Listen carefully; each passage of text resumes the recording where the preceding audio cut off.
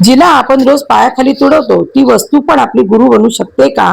तेव्हा दत्तगुरु म्हणतात की जी गोष्ट सर्वात खाली आहे तीच खऱ्या अर्थाने सर्वात श्रेष्ठ आहे.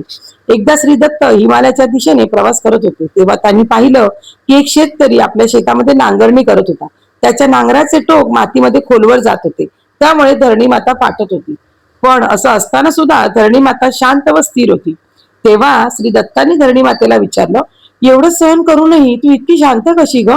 तुला वेदना होत नाही का? तेव्हा धरणी मातेने शांतपणे उत्तर दिले, सहन करणे हाच माझा धर्म आहे. मी सगळ्यांचेच ओझे उचलते कारण ते माझे कर्तव्य आहे आणि हा माझा स्वभावही.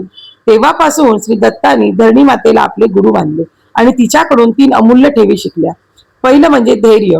आयुष्यात किती वेदना झाल्या तरी न डगमगता स्थिर राहावे.